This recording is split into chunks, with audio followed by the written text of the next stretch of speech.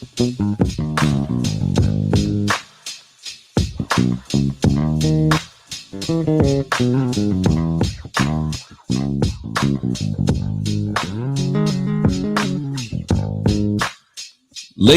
and gentlemen, it is your boy back at it again. It's the Rico Report. It's the Buffalo Fanatics. Let's go. Folks, we got a show for you tonight. Commanders are in town. Are they going to be threatening? They're surging. They're 2-0. Are they fraudulent? Are they the real deal? I'm going to let y'all know soon because my man's is coming on. Rio Robinson.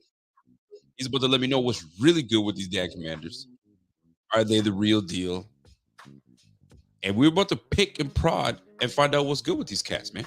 So tune in. It's the Buffalo Fanatics. It's the Rico Report. And we got a big one. This is the double bounce back game, if you guys aren't realizing what I'm talking about, because the Bills put on a show, a bit of a show, up against the Raiders.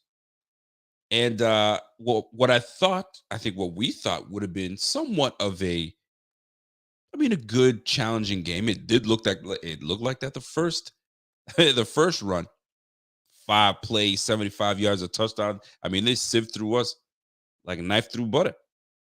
But then we calmed down, and then we did what we did. But that was the bounce back game. So now you got to prove it again. That, it's really corrected, and it wasn't just a fluke, if you will. Now, nothing about the Bills are flukish because, we're the Bills. But at the end of the day, you got to stack wins together. It's about stacking in this league, man. You got to put them together. You can't be inconsistent where you win 1, lose 2, win 3. Like, we don't want to be in that range. We're too good for that. So hopefully we get our act together up against the Commanders. Now, I got my boy coming on soon. He's mighty confident. There are a lot of Commanders fans that are mighty confident. I mean, I was on my man Rio Robinson's show just last night, and they're confident, but their confidence comes from when we used to be the Bills that were on the rise, right?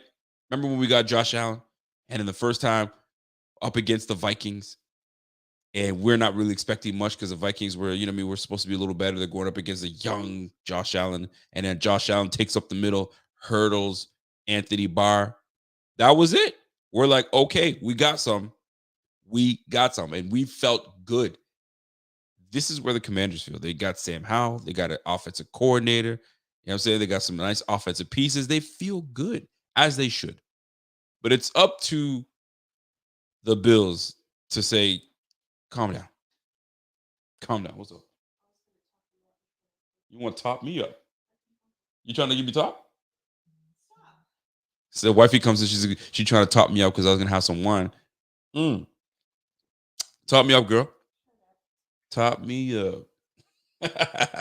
Anyway, I don't want to. This is a PG show. I got to chill out. Anyway, folks. So without further ado, I'm gonna bring my man Rio Robinson in right now, double R, and we're gonna talk this out. Now he's on audio form, so he doesn't want to show his pretty face, but it's all good. But the content is what we want. So without further ado, let me bring in my man, Mr. Rio Robinson. Rio, what's up, bro?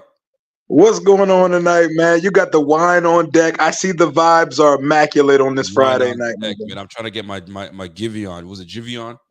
Yeah, I think it's Giveon. I think it's Giveon. That's my guy. Giveon was on it the other day, yo. He had the whole crowd singing his song while he's sipping on Moscato, sipping on some kind of wine. So I'm here having a vibe today, man. I'm having a vibe, man. I'm having a vibe.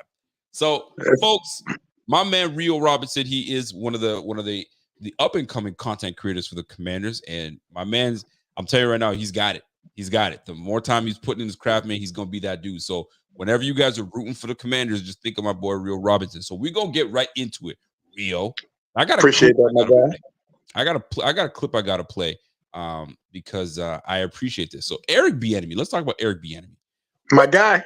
What's Eric Bieniemy doing to these Commanders, man, that got these boys playing? And what has been the difference with former offensive coordinators that have been with the Commanders to Mr. Eric Bieniemy? I mean, we know what Eric Bieniemy brings to the game, but like, what's he done for the Commanders? What's he got them? What's he doing for you guys over there? culture. He comes from winning culture. Everything about the fabric of who he is culture and accountability. Like our last guy, Scott Turner, Yeah. he's a coach in this league.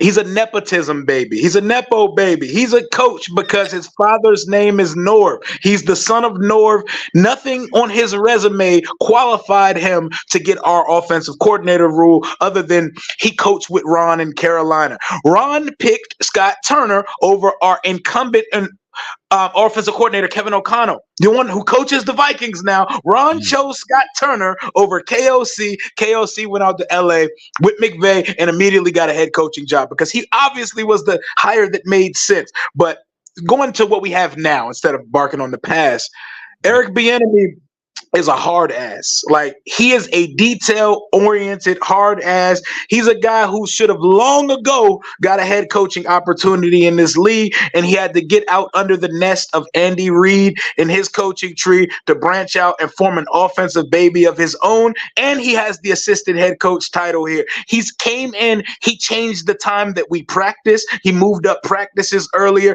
and he runs the practices. Ron is pretty much a camp counselor for the team at this point.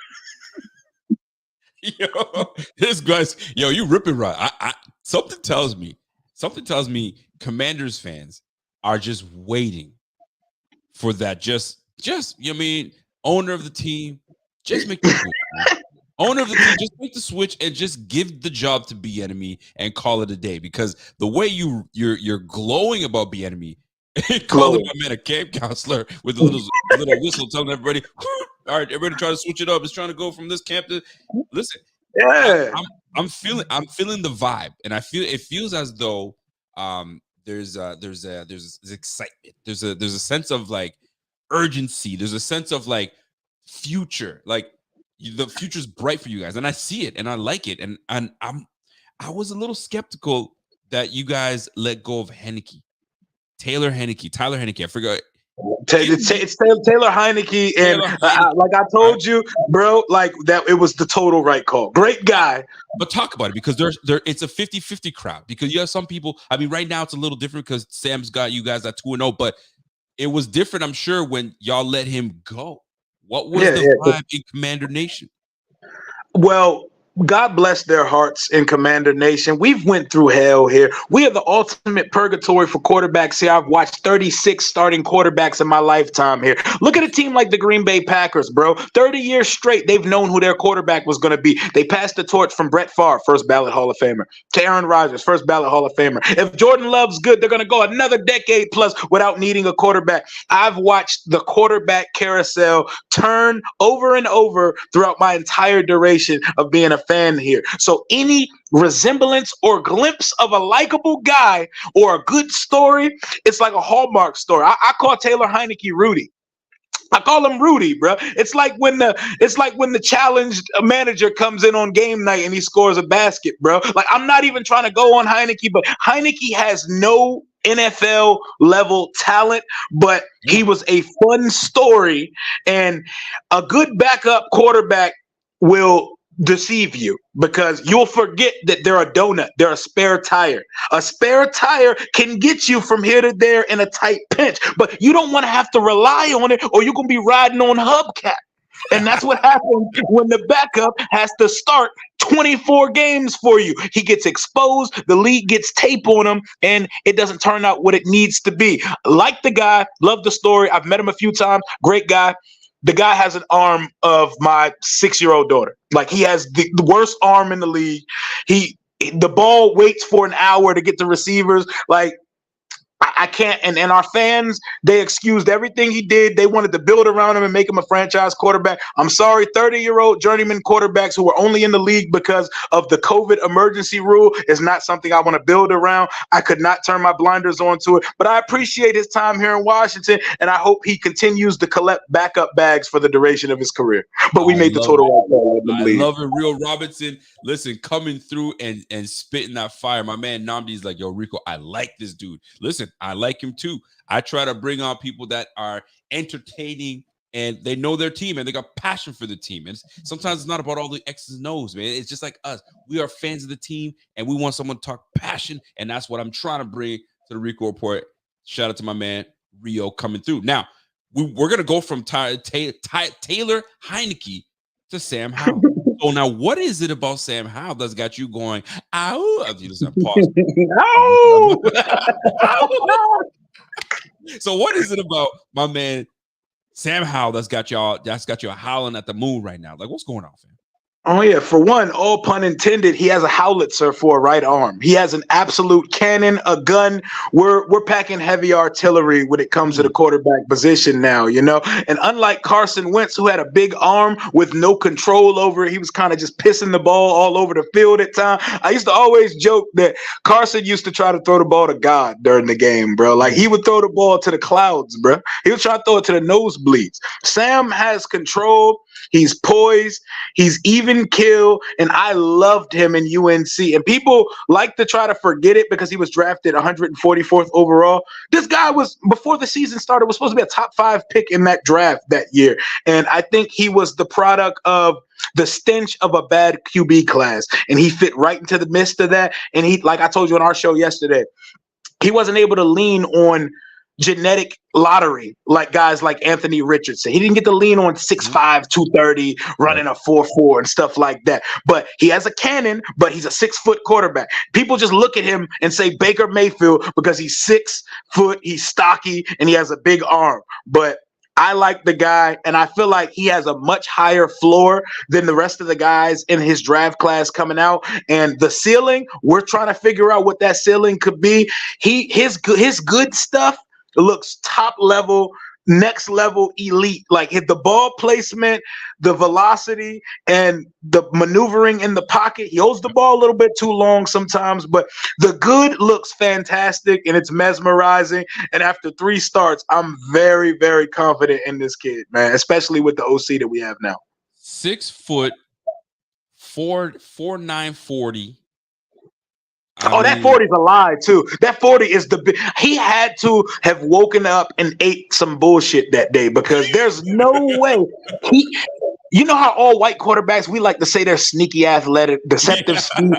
He's actually like football fast. Like he can run. He ran for 900 yards his junior year in college. Listen, I hate now because he is an athlete. Like I don't care what anybody tells you. When they looked at Josh Allen, be like, we talking about? And then when you see Josh Allen game speed, when you see Josh Allen truck your ass, and we see Josh Allen, the way he held his hands in his 40, I'll never forget the way his hands was flapping around. He running like Mose from The Office, man. Just yeah. But on the real though, but we gonna stick on Sam Howell because you were just talking. You know what I'm saying? I don't want to say greasy, but you were kind of talking funny on my man Heinicke. But like we've only seen 2 games from Sam Howell. I mean, there's not much tape on Sam Howell. Once we know the tape on Sam Howell, this is where you're gonna find out whether you got it or you don't. Do you feel that he has it? Do you feel like there's way more in his bag, or is his bag limited? No, his bag isn't limited, and I can tell you in 3 starts, he showed me more than Heinicke in 24 because he's made at least 4 throws in those first 2 games this year. And if you go back to the Dallas game, 5 or 6 throws that Taylor Heinicke couldn't dream about, couldn't do on Madden, or couldn't even fathom the thought of his arm doing the things that that Sam could do. Like versus the Dallas game, his first start of his career, he hit Terry on a ball that went 65 yards in the air off a 3-step drop. Boom. Easy money. The throw he made to Terry versus Denver last week, that's the type of throw only guys like Allen, Mahomes, Herbert, Trevor Lawrence are making, man.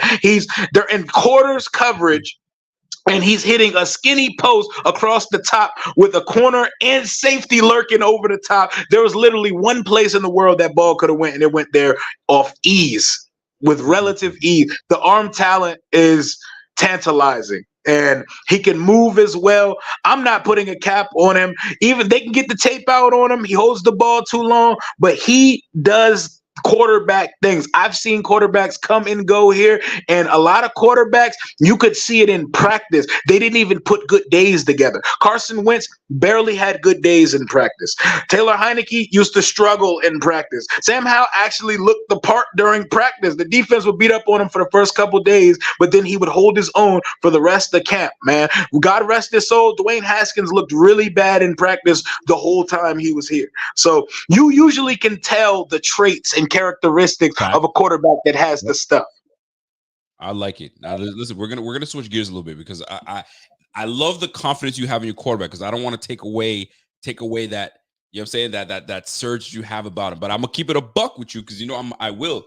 That Howell, sir, that you're talking about that he got, but it's like that old gun back in the day where you gotta turn the gun upside down, put the powder in, get it back up, and by the time you're ready to shoot, it's a wrap. You know what I'm saying? Yeah, the load up is crazy. You feel me? So I hope that he gets it together. I mean, there have been guys that have had slow motions before when throwing the football, and they just do it. Like, I mean, the one guy that comes to mind, and you think I'm gonna say Florida boy. No, not even Phillip Rivers. I'm gonna go Jaguars quarterback, Jaguar star, not Gerard, but Mark Brunell. Leftwich. Oh, Leftwich. He gives me Byron Leftwich vibes because Byron Leftwich could always get the ball up, but he had that motion that was it took a while to get there with Byron Leftwich. So Howell gives me that vibe. But we'll see because you're playing a defense that's, I don't want to say that it's leagues above the two teams you played before, but you're playing a top 5, top 10 defense. Indeed. Some experience on that. And it brings me to this point here. Coach Bieniemy was just doing a presser the other day, and they were asking him about one of the Bills players. Milano. Yeah, you saw that clip. So I'm gonna play the clip because some folks haven't seen it yet. So check this out. Eric Bieniemy was asked about Matt Milano, and listen to how he talks about Matt Milano. Well, first of all, let me give Mr. Milano his flowers. He is a beast. I am a fan of his. He's made over the years we've played. I mean, I can't speak enough volume for him because, first of all, he probably doesn't get the respect that he should. He flies all over. He makes a number of tackles throughout the course of the game. On top of that, he can cover, and then in that scheme, he's just a key integral part in what they do. And you guys got to understand, I've known Les Frazier for well over half my life. I've known Sean McDermott for well over half my life. So I understand the position that kid is playing and all the accountability that falls on his shoulders. So I'm a huge fan of Mr. Milano, and they need to give him his respect because he's just a hell of a player. I love what he brings to the table. He's a guy that plays hard. I mean, he's a physical player in the run game. On top of that, he can cover. And then when it's all said and done with, he's going to find a way to make a play. Hell, you guys probably saw that damn interception he made last week, which it was unbelievable. It doesn't shock nor surprise me. If anybody was going to do that, it was going to be him. That right there is high praise.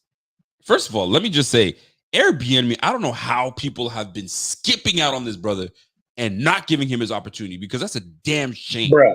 Shame on the NFL. He sounds like a head coach. Right? Shame on the NFL for passing over this guy because he didn't interview well. Man, just get this guy in the freaking in your house, get him in your stadium, and he will change things. Like they've been bugging. So I hope he does well. And if the Commanders know better, because he's already got you guys believing. He's like Dion right now. He's got the Commanders believing right now. Don't let this brother walk away.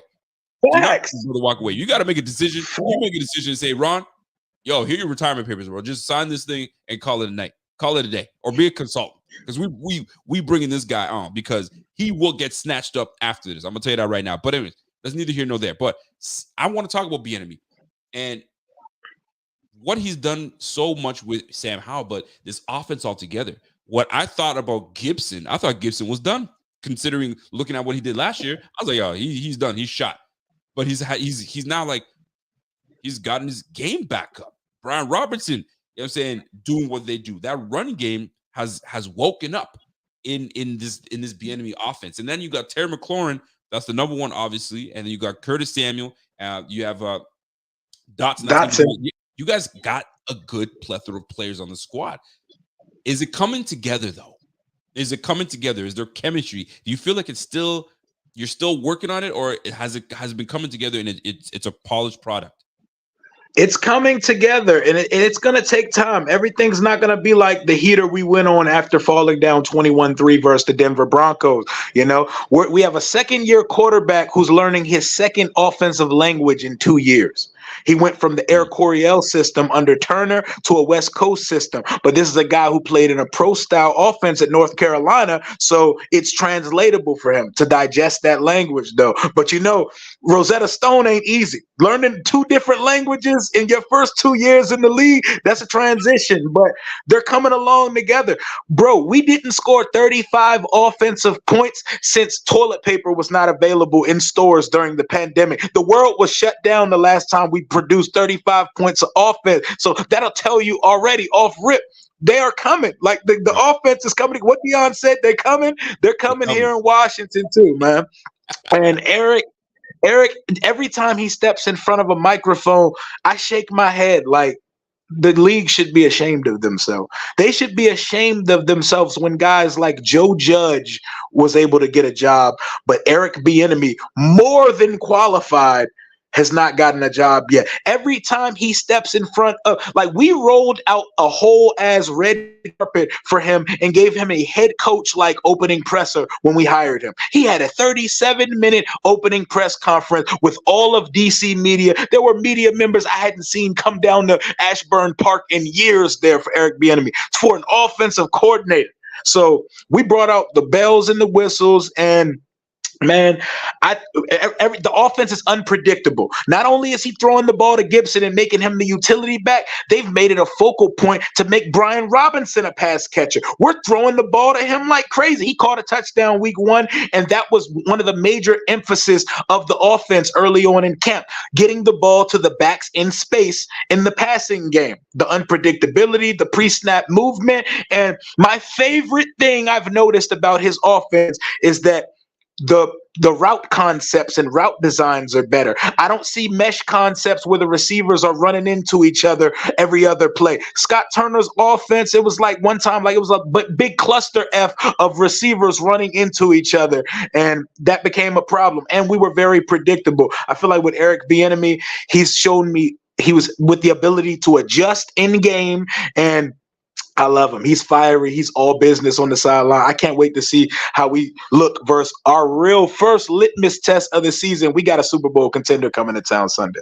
I love it. Now we're going to stay on the offensive side of the ball, then I'm going to switch it. Let's talk about that O-line, man. We got to talk about that O-line and what this O-line is bringing to the table in Washington. From left tackle to right tackle. How you feel about the O-line? Who's stepping up? Who is a liability and you worry about? Let's talk about it. What's going on with that Commanders O-line? The Commanders O-line, it's crazy because they're one of those people you have to go back to the All-22 for confirmation, because upon first watch and in real time, it looks at times like they're awful. Like, it looks really bad. But honestly, I think the tackles haven't played well at all. Wiley and Leno, they've been the weaker of the bunch of the line that we have together now. The interior guys get busy, though.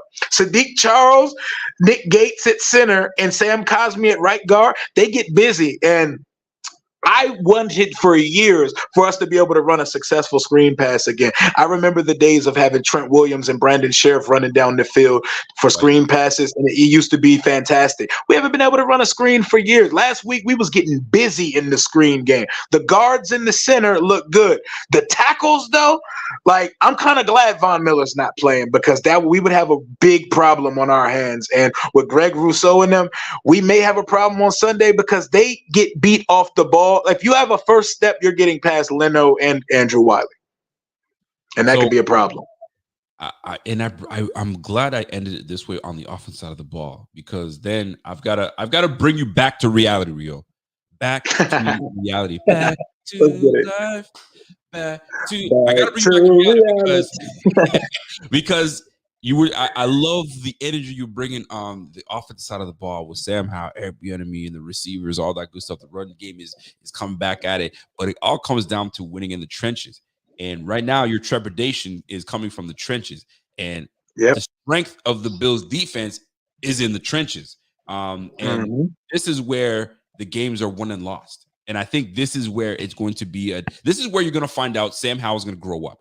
He's either going to grow, he's going to grow no matter what, because he's going to grow in beating the Bills. And if he does, kudos to him. That means you got something special. Or he's going to grow and learn because we're going to beat that ass. And he's going to be like, okay, I got to get rid of that. I got to do this. Because that defense is coming. We rotate our alignment and they're fresh and they're hungry. And right now we only have 2 to 3 sacks this year, where we need to be at way more. So we're about to find out if this O-line can sustain the defensive front that's coming your way. Now, I want to flip the script now. Let's go to the defensive side of the ball. The strength of your defense is in the front 4. Let's talk about the front 7. Let's go front 4 first and then move all the way back to the backfield. So Daron Payne, Chase Young, Sweat, Allen. Jonathan Allen. My gosh, talk about that. That's a lineup, man.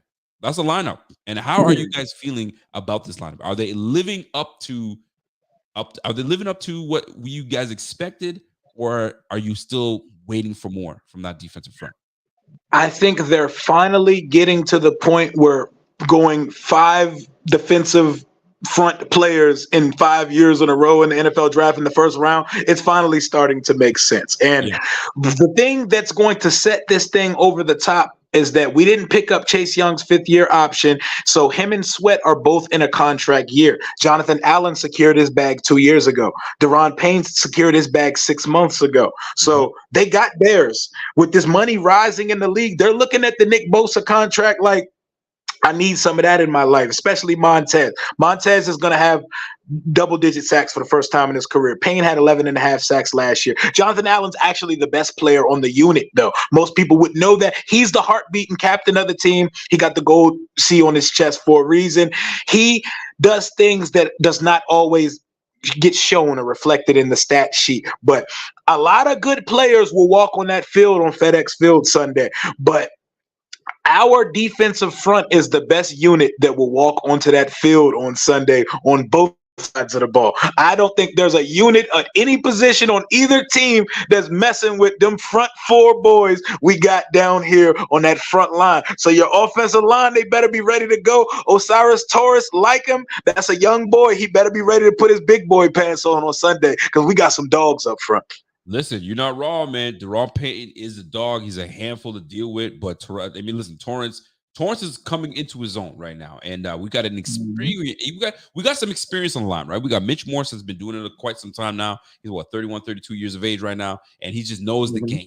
Deion Dawkins, a Pro Bowler. You already know what it is with Deion. Then we got an improvement at left guard, and then we've got Spencer Brown that's still working out the kinks. But the same way that you have confidence in your D front, I got confidence in my D front. And speaking of my defensive front, my man Silas Whittle, that's a big. He's big on the spaces, man. If you ever have a chance, follow my man Silas Whittle. He's got the spaces game on lock. But he comes in and says, "Yo, we got Greg Rousseau, Ed Oliver, Floyd. You got AJ Epinesa getting sacks that game. He's calling it. He says between that O line and how little Sammy holds on to the ball, this D line is gonna eat." And that's one thing you said. Howell does have a cannon, but he tends to hold on to the ball a little too long. He does. And McDermott is not one that's going to let you have time to process. So he better process quickly. This is why I said this game is going to be, it's going to be a learning, it's going to be an L no matter what. It's he's going to learn and take a loss, or he's going to learn and live, you know what I mean, to play another week next week. You know what I mean? I just made that up on the dome right now. So baptism by fire. Baptism by fire. Let's get it. That's it. Baptism by fire. So that's exactly what's going to happen. So defensive front, I know you're confident. Let's talk about the back linebackers and the DBs. Let's talk about I don't even know who your linebackers. Who your linebackers at? You don't know who our linebackers are because you should not know about our linebackers, man. I like to famously say Jack Del Rio and Ron Rivera, they were linebackers. So they completely act like the position does not exist because they've it's malfeasance at time the way they've neglected this position. But Cody Barton was the linebacker we brought in to start at Mike next to Jamin Davis, the first-round pick from 2021. Jamin is finally starting to hit his stride and look solid. I remember. Yep, I like Jamin. That's all we got at the linebacker position because Cody Barton stinks through 2 weeks and he looks lost. He's getting washed out of the game in run defense and he cannot cover anything. Like Jason Witten can come out of the booth and play and he wouldn't be able to guard him today. Yeah. So linebacker wise, it's Jamin or bust. But the secondary, we got some dogs in that group though. We can hop over to that side. Let's hop over to the DB side. So you got let's talk about. I'm gonna let you intro your guys, man, from your corners to your safeties. Talk about it. And your nickel. Yes, sir. Yes, sir. Hopefully, Josh Allen gets introduced to the Forbes list on Sunday. Emmanuel Forbes, our first-round cornerback, the Slim Reaper, the praying mantis, as I call him. He's the skinniest football player I've ever seen, bro. That man got crackhead legs, but he can ball. And he has some of the best recovery speed I've ever seen. But he's a gambler. And he takes chances and he gets beat sometimes. He got beat badly by Marvin Mims a couple times early last week, but he caught his first career interception. He should already have 3 because he's dropped a couple. One was the Hail Mary that I don't even want to talk about, but he went for the pick instead of the knockdown and he dropped it, knocked it right into the receiver's hands. But him, Kendall Fuller. That's selfishness, man. Selfish. You're trying to pad your stats. There was no reason that yeah, man, that was ridiculous. That's crazy that Sean Payton has now completed 2 Hail Marys on Washington since Ron was the coach here because he did it to us again in 2021 with Jameis Winston when he was the Saints coach. But Kendall Fuller, KG veteran. I call him the oldest 28-year-old in the league. It feels like he's been in the league for 15 years. He's only 28 years old. He's been in the league for 7 years. He feels like he's been in there for 2 decades. KG veteran. He doesn't catch picks till after Halloween, but he's always in good coverage. He's all around solid. He's the veteran leader in that room. Benjamin St-Juste is the long, way too handsy corner, but he's a dog.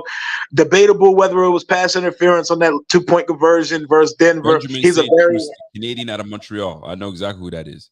Yep, that boy. Yep, out of Montreal, Canada, man. That's but right. Fashionista type dude, man. I like him. But our safety duo, Cam Curl, heartbeat of the defense, went from a 7th-round pick to one of the focal points of our defense. And Derek Forrest, we call him Gotcha, out of Cincinnati. He looked lost, like he was going to be a special teams player as a rookie. Second year, he comes in and goes crazy. 4 picks, almost 100 tackles, and he became the primary playmaker on the defensive side of the ball. Love the secondary, love the front 4. The linebacker core is where we're susceptible. So a guy like Dalton Kincaid, he may have his first welcome to the NFL, I'm here day on us because we do not cover tight ends. Well, I've been preaching it to Bills Mafia for a while. I'm like Kincaid. There's going to be a Kincaid game. I'm not sure when, but it's going to come soon because it's going to be a day where the defense focuses on Stephon Diggs and says, "I'm taking you out of the game. I'm double, triple teaming you. We're not letting you do what you do." So this is where Kincaid comes in. He's going to have a game. If you talk about Barton and you talk about Jamin Davis, can't handle that. I mean, we got a plethora of players on the offensive side because this is more. I want Bills fans to know what they're going up against with the Commanders because I can sit here and talk about what we got. We already know what we got, but it's more so to hear what you got on the defensive side of the ball. Now, Emmanuel Forbes, would you say he's your number 1 corner on the squad right now? Is he your CB1? Snaps wise, at the moment he's not, but he's definitely the number 1 corner. But snap wise, it's Fuller right now. Is Fuller. All right. So, the reason I asked that, I'm like, whose responsibility is it going to be to cover Stephon Diggs? That's what I'm trying to figure out because it's going to be Fuller. I'd put Forbes out there, but it's going to be Fuller. It's going to be Fuller. So you were talking about how he's the skinniest guy. I don't know, man. I don't know if anybody can beat Todd Pinkston. Todd Pinkston, I think, was one of the skinniest cats that I've ever seen rock an NFL uniform. Hell if you guys yeah. remember, go look up Billy, Todd Pinkston, see how skinny that brother was. But anyway, I'm looking at I'm listening to your defensive front, and I love it. But if they don't get home to Josh Allen, RIP to the secondary, RIP to the linebacking core. Because like you said, Josh, I got to play a clip. This is apropos because I got to play a clip. And this will say everything that I need to hear. Check this out. Honest to God, I didn't see any reaction. I didn't look at anything. I didn't turn on TVs. I was just. The thing is with this game, man, it gives you the lowest lows, it gives you the highest highs. But I love feeling how I felt last week. I really do. Because it makes the good feel that much better. It forces us to be better, and I want to be the best I can be playing this game and being the best quarterback I can be for this Buffalo Bills. So I take the bad with the good. I understand it, and I'm just trying to let it fuel me and use it to my benefit. I bring this clip up because he says he felt so good about his game plan last week. You know what his game plan last week? I don't want to call it dink and dunk per se, but it wasn't the Josh Allen that we once knew that would air it out every chance he got and give you 400 yards passing. This was a methodical, take what the defense gives you, dink and dunk, if you will, if you want to use that terminology. And brother was 25 yards from having a 300-yard game, and it was effortless. And if you tell me Barton, whoever he is going to be in coverage, fam, it's a wrap. It's a wrap. I gave you the benefit of the doubt by saying maybe 35 points. I might make it a 40 burger. Now, hey, whoa. Now, we ain't doing all that. We're not doing all that. But I will say, if you put Dalton Kincaid on a choice route all day long, we might be in a world of trouble, bro. You're already in a world of trouble when you're facing the Bills. But now it's just about where we decide to attack, right? So that's what it's comes down to. So at the end of the day, though, I'm looking forward to this because what evens the playing field, obviously we talked about this last night, is the weather. Yes. The weather is going to play a big factor in this because it's weather. It can go either or.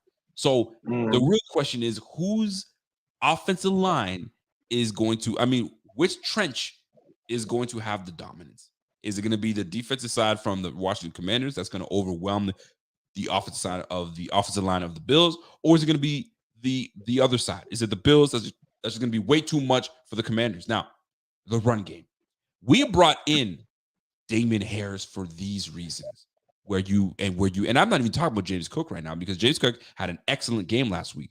But my goodness, when I tell you it's going to be, this is what we've been waiting for as Bills fans, where we have a back that can secure the ball and just pound that rock all day long. It is going to be one of those games where it might be nasty, but we're about to find out which trench is going to dominate and which backers are going to have the game. And I'm sorry, I got to say it. The Bills just have the better side of that. They got the better coin. That flip of the coin, it goes to the Bills side. So nonetheless, it's a crapshoot, but weather always plays a factor. But even in the weather, good teams have to prevail. And in this case, the Bills will be the better team. And it's just what it's going to be. So before I let you go, brother, we got a few things we got to talk about because I need to know who worries you when you look at this Bills team. And obviously Josh Allen, and you, whether you know the offenses, like the roster well, I don't know whether you do or not, but when you look at the Bills and the perception that you've been watching these Bills for the last 3 years, what scares you about these Bills coming into this game? As a Commanders fan, if you're going to keep it a bucket and keep it real, what scares you about looking at this team, whether it's offense or defense? What is it that stands out? I'll say number one, it's the quarterback. As sporadic as Josh Allen's play could be, like he could show up and give you 506 touchdowns, or he could show up and throw 5 interceptions and look like, what the hell is this guy even doing on this level?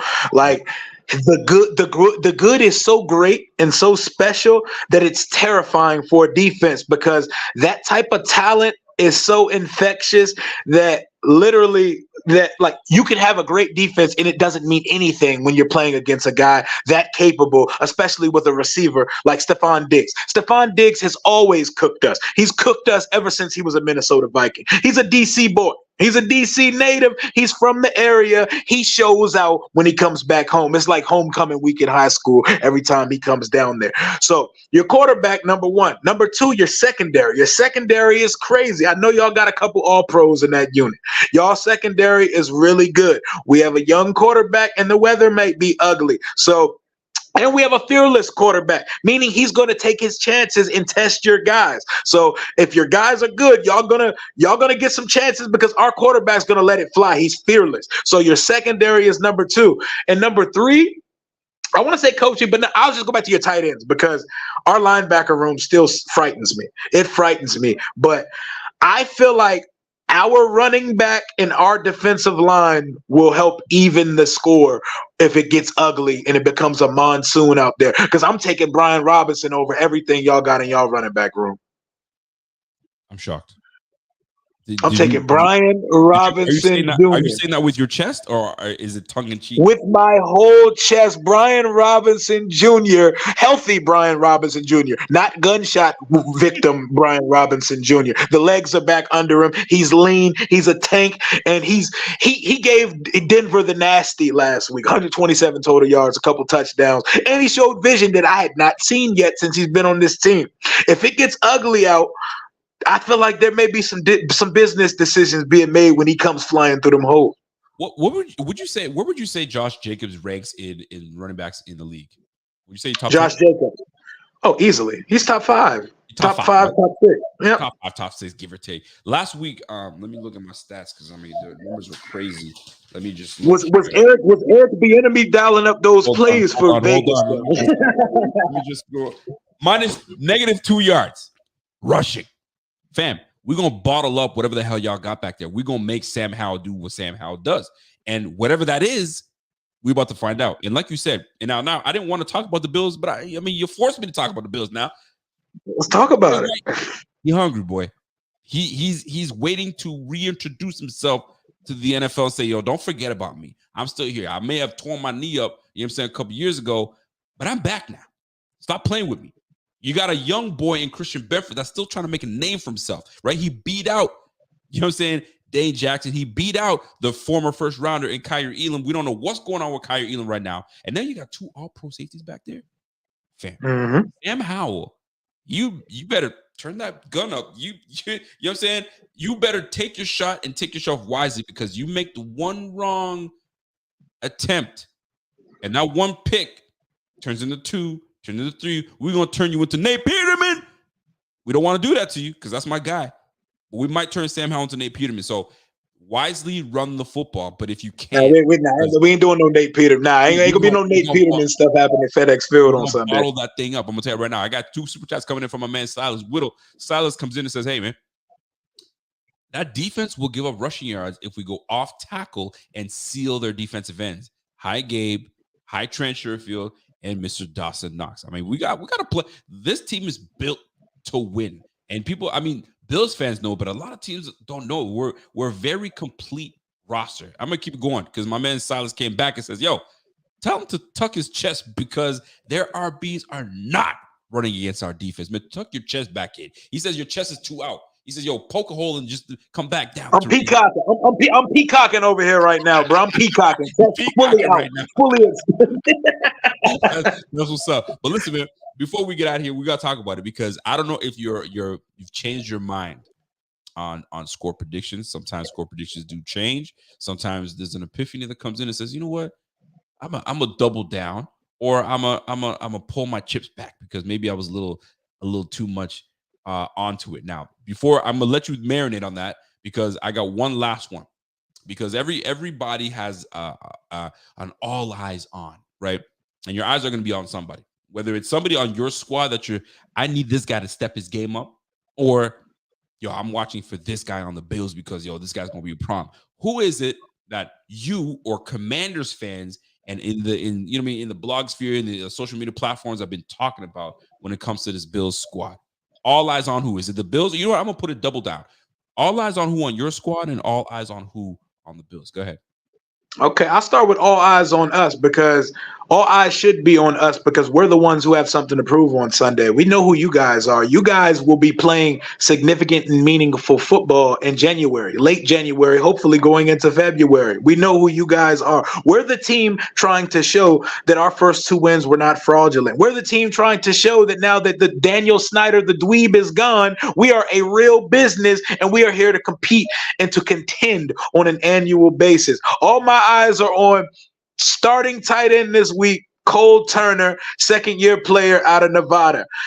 Logan Thomas is out with a concussion after that dirty hit that Kareem Jackson did. 2 weeks of dirty hits for that guy to start the season. Our starting tight end's out. But a lot of us in the fan base, we didn't want to see it happen to injury, but we wanted to see Cole Turner get the majority of the snaps. He built a rapport with Sam Howell last year and this year. They came in the same rookie class. In the preseason, he was Howell's #1 target in the snaps that he did play.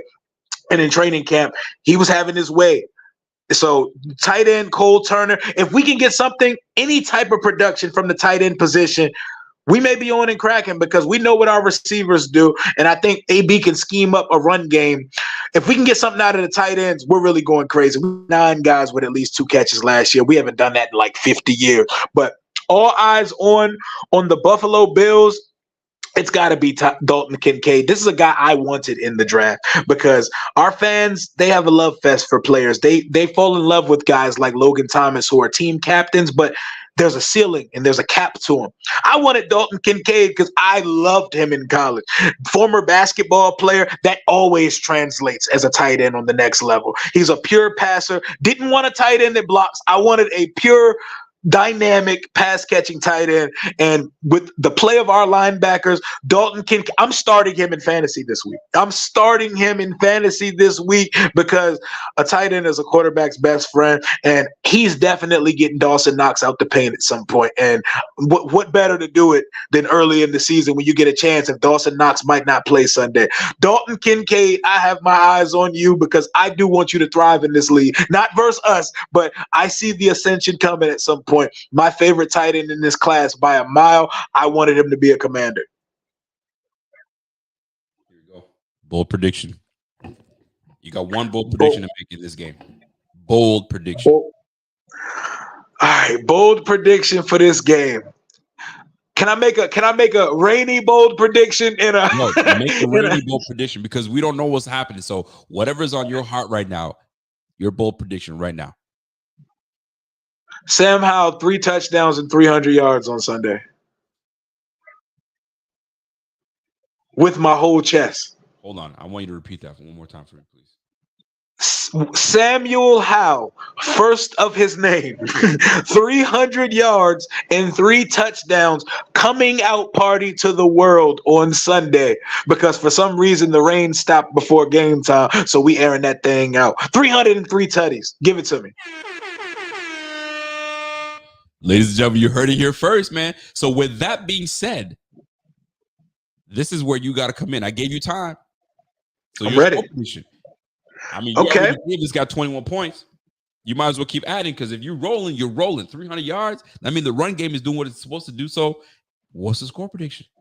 All right. If weather permits, 28-27, Washington Commanders, 1-point victory, game-winning drive to seal the game in a game where momentum is fluctuating throughout the duration of the game. If it rains and it gets ugly, 21-20 Washington. I'm picking my boys because since Sam Howell has started, we've won all 3 games. Since Josh Harris got here, we ain't lost yet. Undefeated, never lost. Word to LeVar Ball.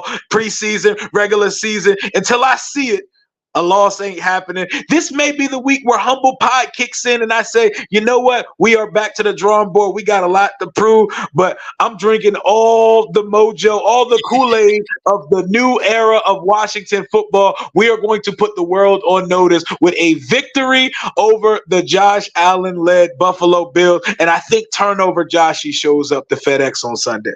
Damn. You know what, though? People are laughing right now, but that's how we as Bills fans felt every time when we weren't very good. Please laugh. That this is the game that we come out and we break out in this. So Bills fans, we can't be hating on Rio. That's his squad. His squad is up 2-0 right now. He's feeling mad confident.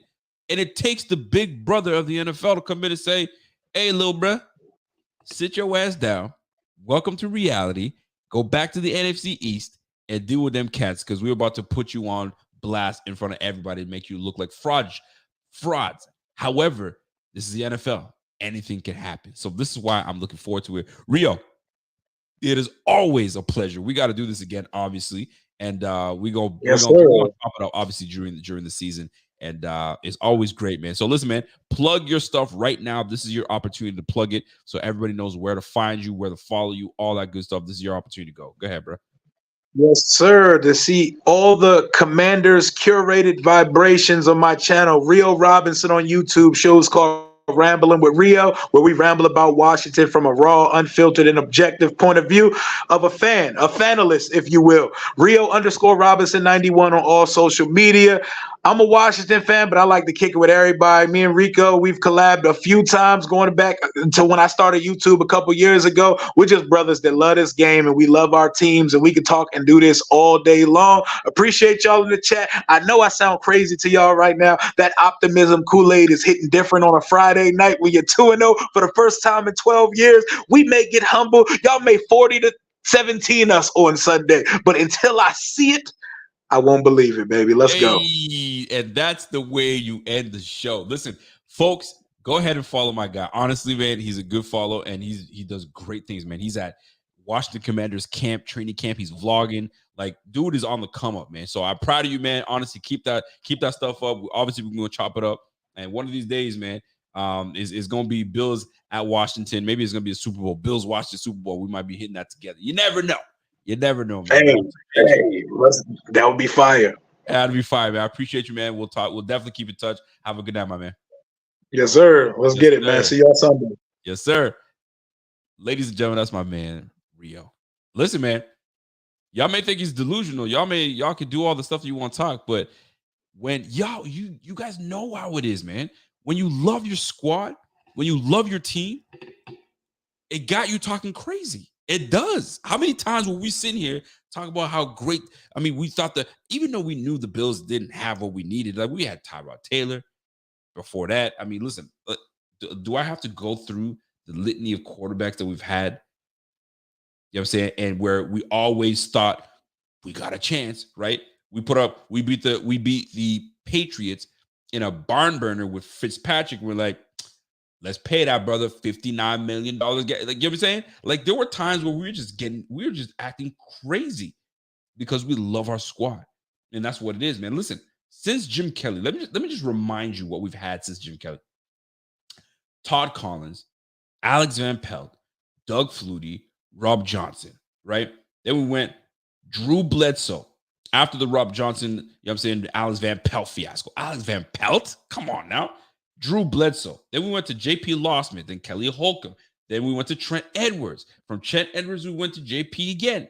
And then from Lawsmith, we went to Ryan Fitzpatrick. From Fitzpatrick, we had Brian Brom, for crying out loud. Then we had E.J. Manuel. Then we had Thad Lewis. You know what I'm saying? I actually like Thad Lewis. But anyway, Thad Lewis. Then we have Jeff the Toolman Taylor. I mean, we had Jeff Toole. Then we went to Kyle Orton, for crying out loud. You know what I'm saying? Then Matt Castle. Then from Matt Castle to Tyrod Taylor.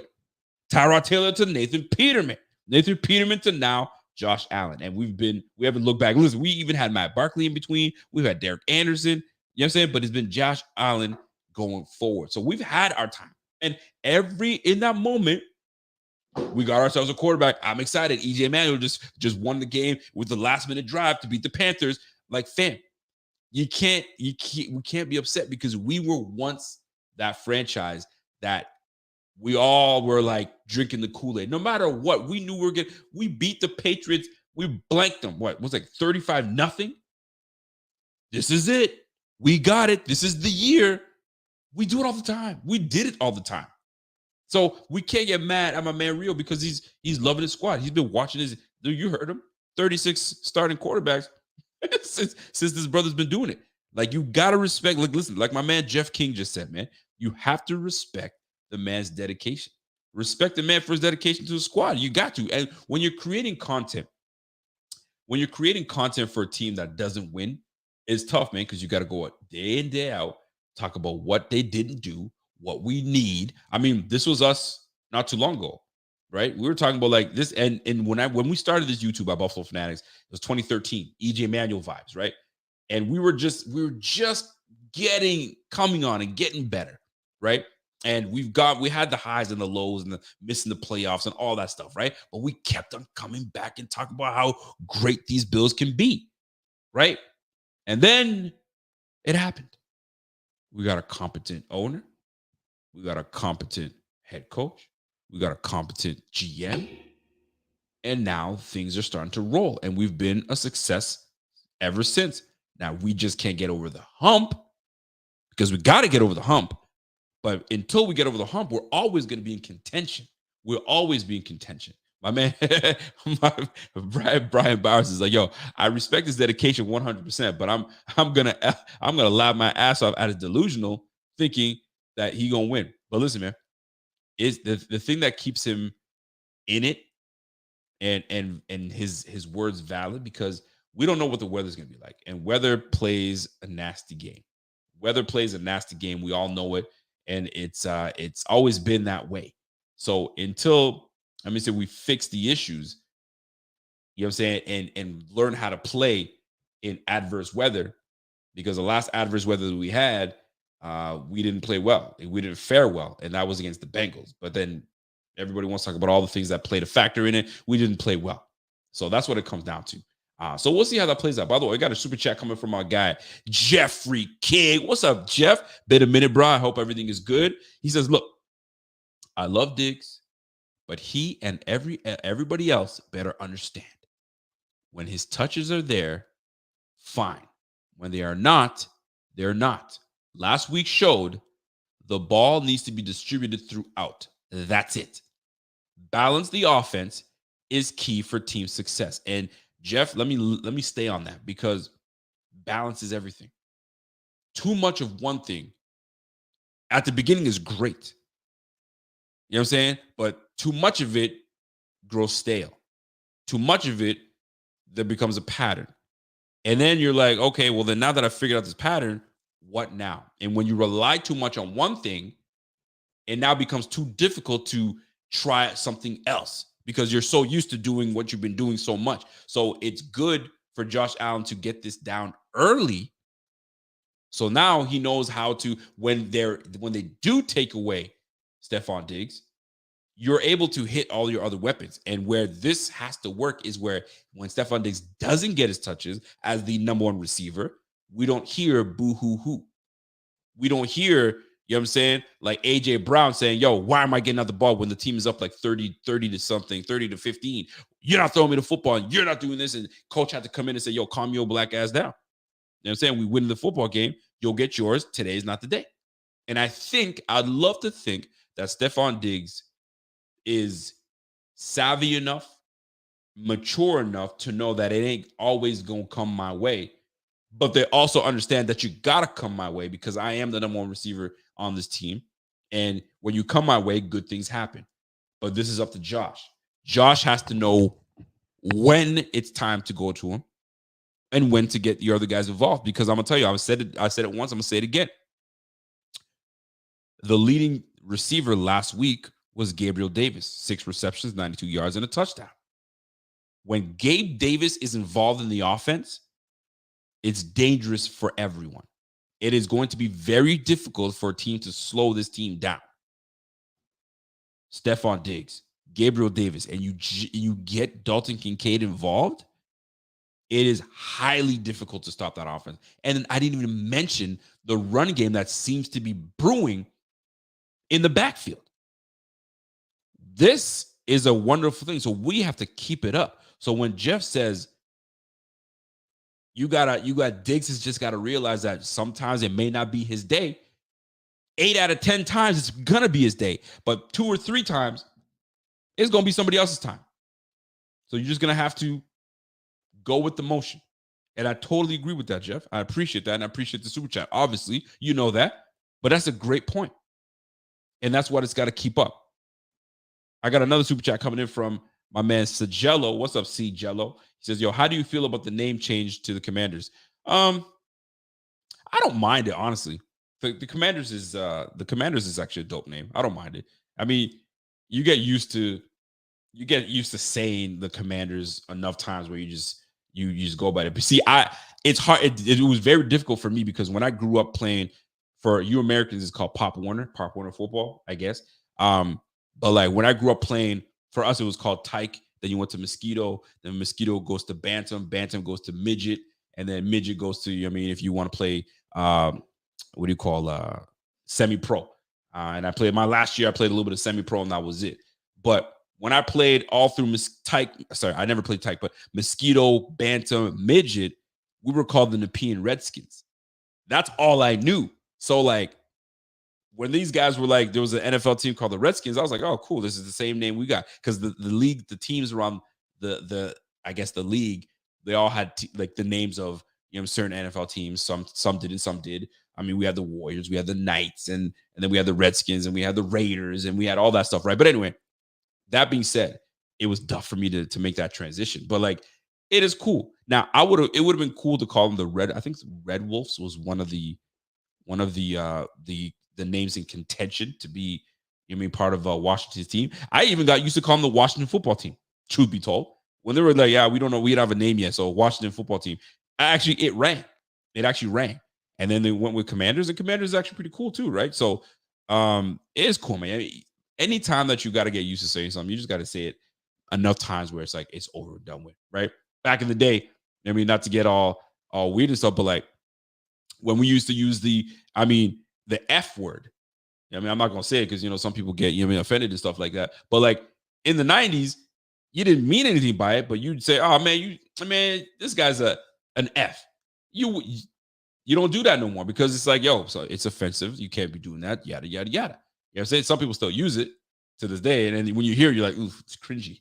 You feel me? But like, you get used to it. You don't say it enough times, or you say something new enough times where it works out. But I appreciate the super chat question, my guy, and we'll go from there. So, folks, before I get out of here, I do want to talk about this upcoming game, because if it's going to be a monsoon, if it's going to be a game where, listen, man, it's going to be rain, it's going to be nasty, fam, run the ball.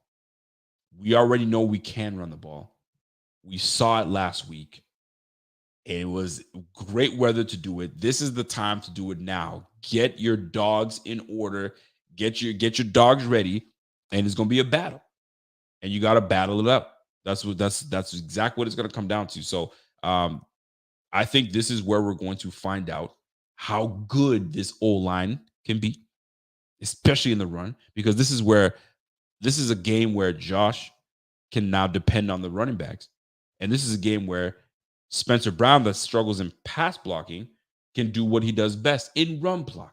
Go up there and find somebody and put him on his ass. Osiris Torrance, same, right?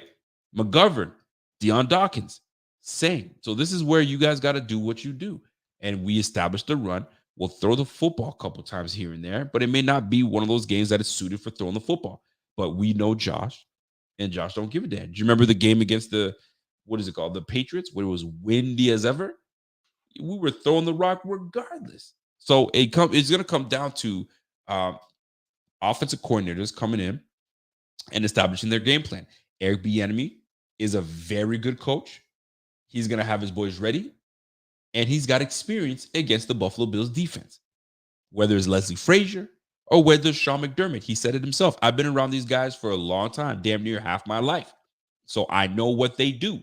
I know their traits. I was just with the Super Bowl winning Chiefs, for crying out loud. So we know these Buffalo Bills very well. But what he also doesn't realize, or I'm sure he does, is that the Bills built this team. Let's keep it a buck. The Bills built this team for the Kansas City Chiefs. They built them for that reason. Bringing in Von Miller, shoring up the nickel corner in Teron Johnson, right? And bolstering that defensive front is to get after Pat Mahomes and allow him to try to make a mistake somewhere. So why do you think we moved on from Edmonds, Tremaine Edmonds, and kept the better linebacker in coverage, right? Not saying that Tremaine Edmonds was a scrub, but the better one remains, and that is Mr. Milano.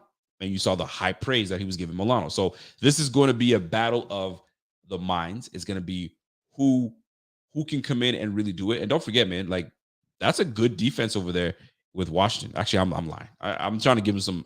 I couldn't even keep a straight face. It's a decent defense. We're about to expose them. And if the weather just clears up just a little bit, it's a wrap. We should win this game convincingly. And we should remind, you know what I'm saying, little Sammy, that this is the NFL, baby. You're not playing Sean Payton and them boys in Denver. You know what I'm saying? So this is the Buffalo Bills. We're in contention. and we're about to show you what's really good.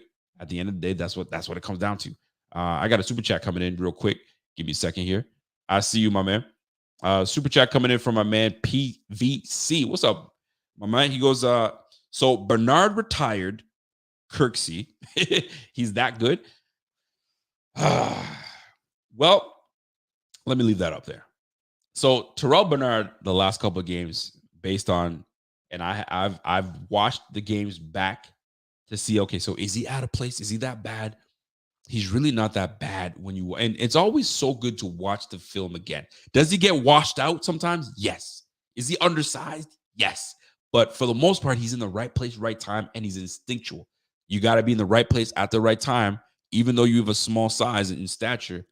If you're right where you're supposed to be, you know you're a football player. You do what you're supposed to do. But as for Kirksey, though, I think Kirksey was expecting to come in and play right off the bat. And when he realized, yo, I'm going to be on this practice squad a minute. And now, if I'm on this practice squad, I'm already getting myself comfortable being, on this team. I could get snatched up at any moment. So I'm in Buffalo now. All of a sudden, the Minnesota Vikings can call and say they want me on their squad. The Arizona Cardinals can call me and say they want me back to be with them. I ain't trying to travel like that. I'm not trying to move. And then, I'm looking at my career and I'm looking at what I've done. I ain't doing this, man. I ain't doing this.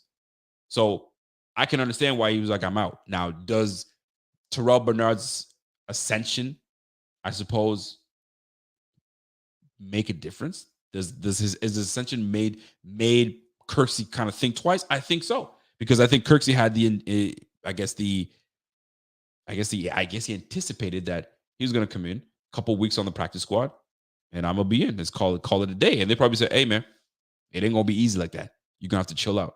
And I think that's exactly what's happening at this point. So here we are, man. Kirksey's gone, so now we're sitting here with one less practice squad member. So we're probably going to be looking for someone to fill that need, whether it becomes, another linebacker somewhere. We'll see. I mean, Brian Bowers. You tell me Brian Bowers. Brandon Bean is about to show out. So we'll see how that plays out, man. Shout out to my man Brian Bowers. Says, yo, I'm out. I'll see y'all on the Kingpins live stream. Brian, peace out, brother. I appreciate you, brother. But yeah, man, that's where we stand at this point, guys. That's where we stand, and I think we'll be just fine, and we'll go from there, man. I got Ronald Rigler. What's up, Ronnie? What's happening, Ron? Ron comes in. Hold on, let me click that. Let me click what Ronnie's saying. Ron says, yo, then this narrative that Diggs demands the ball is overblown. Oh, hold on now. I don't remember Diggs complaining about targets in the 13-second game when he only had 3 receptions. Walter. What's up, Walter? I saw Ron before. Walter, you're right. He didn't kick up a stink with his 3 receptions publicly. The year after that, and the year after that, he's been paying attention. Why do you think the grumblings are starting now? He doesn't want what happened back in 21 to happen again. Okay, I get it. We're on the brink of beating this team, and we're about to, go to the Super Bowl pretty soon and all that good stuff. So sometimes you have to take a step back because we were putting points on the board. So if we're putting points on the board, it gives me another opportunity the following week to get my numbers up. So you're not going to hear it, but now you're hearing it somewhat, maybe not from him specifically because he ain't going to say it, but others and some of his actions are promoting and telling you that he's not quite happy with how things are going. And he shouldn't be, because your star receiver having only 3 receptions is absurd, especially in crunch time. And in the Bengals game, that just was a terrible game. So him demanding the ball, it's not a narrative. He should demand the ball. You're number 1 receiver. It's never overblown. He's just not going to make it public. Because if he makes it public, you guys already know these guys are going to be all over his ass. You know what I mean? So that's conversation for him and Josh to have. But I don't think it's an overblown narrative. A number 1 receiver should always demand the football, no matter what. No matter what. It's just that's how they're built.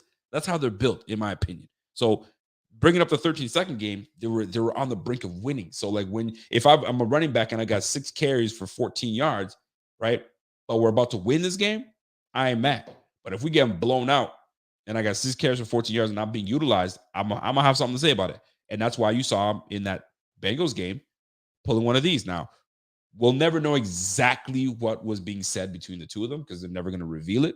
But you can use your imagination. Get your shit together. Let's get it together. Let's get it together. Wake up. And the rest is history. So I am mad at it. I think they've had their moments to kind of chit chat with one another and kind of get these things popping off, and they know exactly what's at stake here.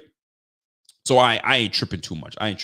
But here's at the end of the day, here's what it's going to come down to: control the ball. The time of possession is going to be key. I mean, you saw a great example of it up against the Raiders last week. We did not give the Raiders a damn chance to do a damn thing because we controlled the game all the way through. And that's what we want to try to continue that. So that being said, my score prediction is going to remain the same. I gave that score prediction last week. I think we're going to continue to put up 30 points. We put up 30, whether there's rain or not, we're going to put up at least 25 points. And these guys will put up maybe 10 to 15, we'll say 17 points. Between 10 and 17 points, the Commanders will put up. I think the defense is going to be ready to go on the road. It's serious business. We already know what happened last time on the road, and we got to redeem ourselves. So to me, the Bills win. I don't think it's going to be as close as 27-24. I really don't. Their offense is good, but I don't think it's on the level of the Bills. I just don't think it is. Eric Bieniemy is amazing. He's amazing, but he doesn't have an amazing quarterback. His quarterback is a good quarterback. He's on the rise. He's on the come up. He's still got a lot to learn. And the defense that the Bills are bringing to Washington, it's going to be a quiz. It's going to be a pop quiz. What you got? And we're about to find out if he's ready for it or not. I mean, you ever walk into class and your teacher's like, pop quiz? You're like, shit, I'm not prepared. Or you're like, pop quiz? You're like, fuck yeah, I was waiting for that. So this is where the Bills come in and say, pop quiz, bitch. What you got? Sam Howell's going to have to answer the bell, or he's going to have to go back and say, shit, I got to be prepared for these pop quizzes that keep coming on. So these Bills are going to be bringing the pop quiz. So we're going to see how that plays out. Anyway, that being said, I'm still going to call it. I think it's going to be like a 20, between 25 at minimum, 27 points to about 35 to 37 points hung on the Commanders. And that's just what it's going to be, man. And I stand on that. So let's go through, before we get out of here, we're going to go through the pick'ems. There's games that are happening this weekend, and I promised y'all that I was going to do the pick'ems, and we got to do them right now.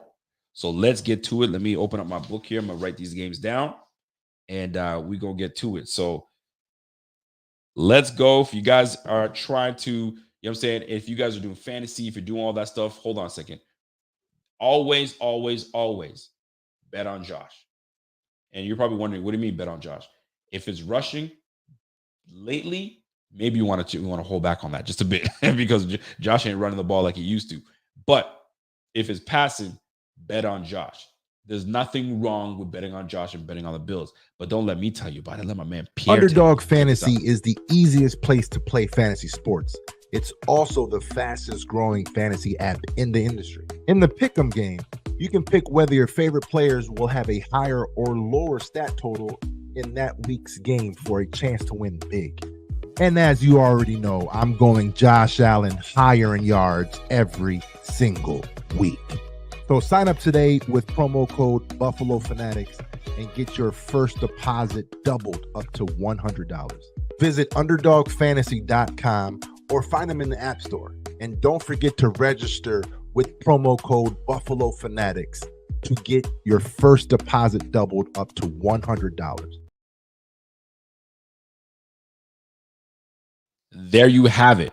So jump on there if you have not. Underdog Fantasy and good in there. By the way, how are your fantasy teams doing, by the way? I'm gonna tell you something. I got pissed off the other day where in my chat, these two guys were doing a trade, and there's one guy that had Breece Hall.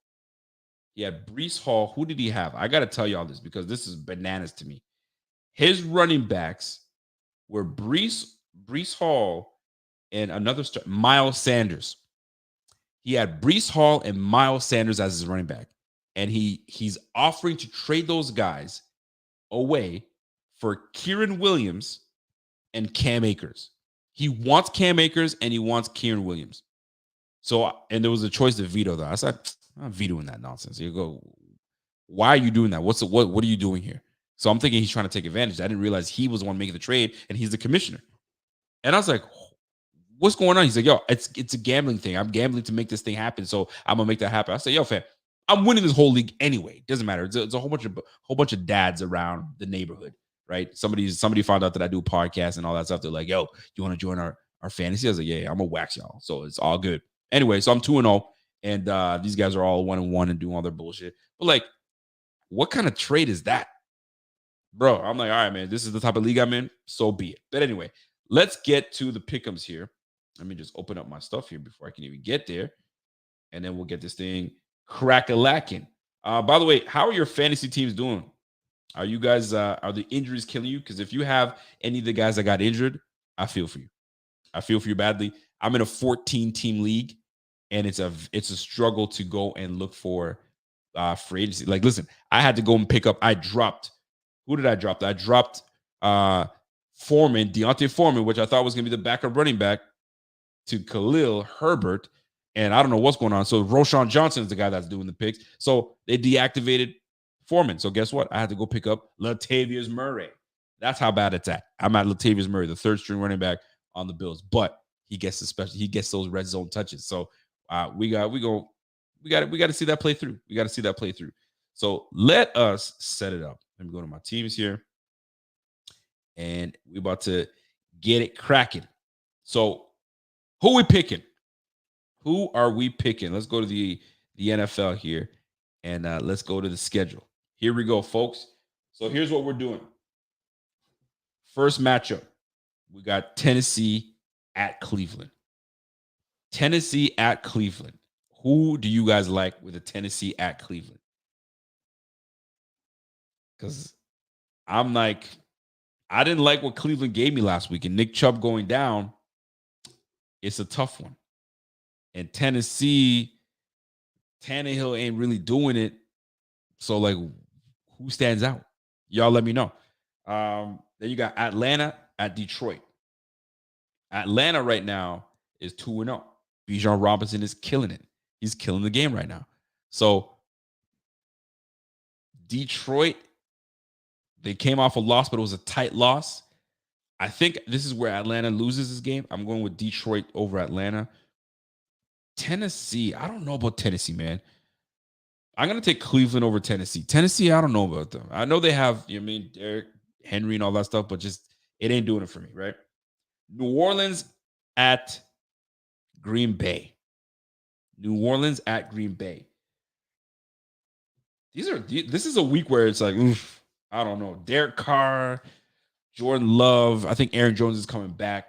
I'm gonna go Green Bay with this one. I think Jordan Love does have something good that's going on, and I think they take this one at home. It's at Green Bay. Denver at Miami. Denver at Miami. Well, this one to me is a no-brainer. I'm taking Miami. Miami's looking real good right now. I'm not even gonna think twice about that one. LA Chargers. The LA Chargers at Minnesota. Kirko, Jefferson. They just brought in Cam. That's a tough one, man. What do you guys think? Chargers at Minnesota. Chargers at Minnesota. Are we trusting the Chargers? Or do we like Kirk and the Vikings? Because the defense has got a little better. It's gotten a little better. And the Chargers, I think the Chargers are 0-2 now. So they need this win. They need this win desperately. That's a tough one. I'm gonna come back to that one. Because I'm not sure about that one. New England at the Jets.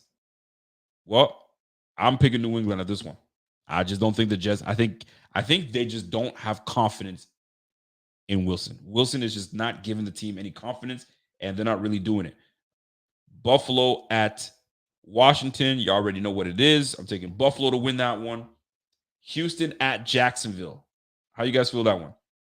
Houston at Jacksonville. Listen, The quarterback right now is playing extremely well. Stroud is playing actually well for this Houston team. They're in games. They got a really good coach, defensive-minded coach, but Jacksonville's got weapons, and I'm taking Jacksonville. I'm not even gonna think twice about that one. Indy at Baltimore. Indy at the Ravens. I mean, are we even talking about the Ravens like they're going to lose this game? Heck no. I'm not picking the Ravens to lose that game. I'm taking Ravens, and we don't even know if AR-15 is going to be available. So Ravens all day in that game. Carolina at Seattle. Well, I'm going to tell you right now, Seattle's winning that. I just don't trust that quarterback out there in Carolina, the little tiny guy. I don't know. There's something about him that just doesn't do it for me. But he is a rookie, and he's still learning on the job. So we'll see. We'll see what happens in that regard, right? Jeff King says, "Yo, this coaches on the well. Hold on, Jeff. Coach's job on the line for which team? Seattle, or are you talking about Houston? Because he just got there. Indy. Well, you talking about Jags coach on the line? Oh, you're picking the Jags. I'm picking the Jags as well. The Jags are picking. They're beating Houston. There's no question about that. But yeah, who are you talking about? Coaches on the line there, Jeff? Talk to me now. Because Peterson is a damn good coach. I can't see his job being on the line. So I'm curious as well, right? I'll let you let me know who it is. I'm going to keep going. So I'm picking Seattle over Carolina. That's no question. Chicago at KC. I need to talk about Chicago, man. Because I already know KC is going to win that game. But Chicago is absolutely... What's going on over there, man? What's going on with Justin Fields? They did some film study and breakdown. This guy he's missing wide open receivers. And I'm not talking about like they're three yards. I'm talking about like there's no one near the receivers. And he's not even, when I say he's missing them, he's not even attempting to throw to the football to them because he's got his head down and he's scrambling. It's like, fam, DJ Moore didn't get her over there for you to do this mess. I'm telling you right now, if he continues this BS that he's doing, Nate Peterman is going to take over that damn team. Y'all think I'm playing with you. Justin Fields is acting like a bozo. Like, what the hell, man? Get it together, my G. Bro, a lot of people picked you in fantasy thinking that you're going to do something, man. You better get it together, man. Jeff, I see what you're talking about. You're talking about the Chargers coach. Bro, that's why I couldn't call that game, man. I have it open. I'm going to go back to the Chargers-Minnesota game because I'm not sure about that one. But, yo, let me put a button in this Chicago team. Justin just needs to let it rip, bro. Just let it rip. If you throw interceptions, you throw interceptions. But, like, you holding onto the football and taking a sack rather than attempting to make something happen, bro, fuck, man. Like, if I'm a Bears fan, I am pissed. If I'm a Bears fan, I'm a Bears content creator, I'd be ripping his ass. Ripping him. And what kind of developmental coaches you guys? Who's developing this guy up there? Like, honestly, who's the coach? Matt Eberflus? Is it Matt Eberflus or some shit like that? Isn't he a defensive head coach? What the hell's going on over there? And if he's not a defensive head coach, and if he's, I can't remember because I think he's the Colts guy. Terrible. Y'all ain't developing this guy for shit. Get it together, man. Anyway, I digress. I'm getting mad. I'm not even a Bears fan. Ugh. Anyway, Dallas at Arizona. Well, I'm picking Dallas because that Dallas defense is nasty. But what a terrible feeling to be a Dallas fan when your defense was playing amazing. And you're sitting here with your best corner, arguably your best corner, and Trayvon Diggs goes down to an ACL injury in practice. Dude, that one hurts, especially when you're surging, your team is doing well, and people are talking about like this is the best Dallas team we've seen in a long time, and this happens. That one hurts, man. That one hurts. And as an older brother, you see your bro go down with an ACL injury, you're like, oh, you pain for him. But luckily, he's young enough to come back. But listen, man, the same thing could have been said about Tre'Davious White, and we're about to find out if he's really back or truly back or not. But dude, that sucks. As a corner, blowing your knee like that it's unfortunate. It really is unfortunate, man. But yo, you got to move on. Now, somebody did bring this up, and I want to get your thoughts on this, right? I was going through my Twitter, and I honestly, forgive me for not knowing who was, because it was scrolling. I just saw it. And I was like, oh, that's interesting. Dallas Cowboys don't have a corner. I mean, they do, but they don't. We have a former first-round corner sitting on the bench right now, marinating, just collecting dust, if you will, whatever you want to call it. What would it take for Brandon Beane, do you think, to say Dallas, or Dallas calls and says, yo, what are you doing with this guy, man? We could use a corner. He's a man-to-man corner. We need that. What are you doing with this guy? And what do you need from him? I would think the Bills would say, if you want him, I need a second-round pick or a third-round pick. And second round is a little high, I'd say. But I need a third-round pick because you guys are in need. You're the one that needs him. What would you say? What would be good enough for you to get rid of him? Now, I would try to hold on to to Khair as much as I could, because maybe he's learning while he's on the sideline. But like, what would it take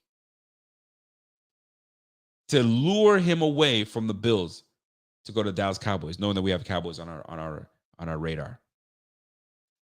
Richard Forbes comes in and says, yo, you know what? A second and a fifth, you could have them. That might be steep. If you're going to give 2 picks, it probably would be like a third and a fifth. A second alone would be just fine. But if you could steal a second and a fifth, you'd have to consider that. You definitely would have to consider that. I got Elam for a third-round pick, and that would be all right. And maybe you'd probably add a sixth in there, and you got something, right? I can tell you right now, Ride, they ain't giving no first-round pick. That's just not gonna happen. They ain't gonna give a first-round pick up for Khair Elam. They're gonna be like, yo, you're on crack. You're on crack. I ain't doing it. Anyway, but that's a tough blow for the Dallas Cowboys with losing Trayvon Diggs, man. That's a tough one. Last but not least on the docket on the Sunday is Pittsburgh at the Raiders. So Pittsburgh at the Raiders. Let me write this down here. That was a tough one because Kenny Pickett hasn't looked great. I was expecting way more from Kenny Pickett, but I also didn't really see too much from the Raiders that got me saying, all right, they're nice like that. And TJ Watt is an absolute animal, and I think he's going to be all over the Raiders. So give me Pittsburgh over the Raiders. And last but not least, the Sunday night and Monday night matchup. Excuse me, 2 Monday night matchups. You got Philly at Tampa. I'm taking Philly over TB. And last but not least, the Rams at Bengals. See, this one, we don't know if Joe Burrow's playing. The Bengals are 0-2 and have looked terrible. The Rams don't look bad at all. They're competitive. This Pina Nakua is just coming on like you wouldn't believe. They got rid of Cam Akers, so they're going to be kind of moving things around. And Matthew Stafford seems like he's refreshed. Like he's playing decent. He's playing good ball. The Bengals just don't look good right now, folks. They could easily go 0-3. And I'm here for it. So give me the Rams over the Bengals. And that's not an upset special. That's just what it is, man. I don't have any upset specials in this week's, man. Everything is pretty much status quo. So I'm going to go back. I'm going to go back to the Minnesota Vikings and the Chargers. And the coaching on the line. Was it Brandon Staley? You're supposed to be a defensive head coach, and your defense can't stop a damn thing. Your defense can't stop a damn thing. Yo, I'm going Minnesota, man. I'm going Minnesota. I think Minnesota's I think they got a little something. I think they got some juice. It's a tough one. I don't know. That one's a tough one. That's a toss-up for me. But I'm going to go Minnesota because they're at home, and Jefferson is just a dog. Jefferson is an absolute dog, and I'm going to leave it at that way because the Chargers right now, they're running back. Like Eckler. I don't know if Eckler's back or not, and they're not even playing their rookie Quentin Johnson. Like I don't know what the hell the Chargers are doing. So give me Minnesota. I'll take the Minnesota over the Chargers. Now, the Rams and Bengals. I'm taking the Rams. The Bengals they're just not doing it. And Joe Burrow being out potentially, or he's sore, or nursing an injury and won't be 100%. They're just not doing it for me. How the mighty have fallen. They're about to potentially embark on an 0-3 record. Now, most people say, well, don't stress on it because, they started last year 0-2, and the year before that, they started 0-2, and you know the results. I do know the results. You're right. But now they're 0-3, or potentially going to go 0-3 with a banged-up quarterback. That's tough. But anyway, I digress. So, folks, that's your pick-ups, man. Let's go through it again. If you want to make some money, try to grab this one right here. So, Cleveland over Tennessee. Detroit over Atlanta. Although I don't want to pick that one because I love Bijan Robinson. I love what he's doing over there. But I think that I think this is where they take their first loss. Detroit over Atlanta. Green Bay over New Orleans. I just trust that Aaron Jones coming back and that defense doing what they do. I think Green Bay takes New Orleans. Miami over Denver. It's going to be a landslide. Minnesota over the Chargers. New England over the Jets. Apparently Belichick has a hate for the Jets and just won't stand for it. And I think he's going to wax the hell out of the freaking Jets. But we'll see how that plays out. Macaroni Jones, we'll see what Macaroni Jones can do. But Zach Wilson ain't it. New England over the Jets. Buffalo over Washington. Jacksonville over Houston. Ravens over Indianapolis. The Colts. We got Seattle over Carolina. KC over Chicago by a landslide. Dallas over Arizona. Pittsburgh over the Raiders. Philly over Tampa. And last but not least, the Rams over the Bengals. There's your pick'ems. That's it for me. Folks, have yourself a great night. Have yourself a great evening. And then we'll be back at it tomorrow at noon with my guy, Rev. So show up and show support to my guy, Rev. And then we're back at it again on Sunday for the Bills and the Washington Commanders going at it. So, folks, I hope you enjoyed the show. Shout out to y'all. If you guys have not subscribed to the channel, subscribe to the channel. If you guys have not smashed that like before you leave the room, smash that like. And if you have not followed me on social media, do me a favor, Rico_BF_. Hit me up on Twitter. Let's go. And until next time, folks, have yourself a good evening. And we'll catch you on the flip side. And go Bills, as always. Peace. Let's go.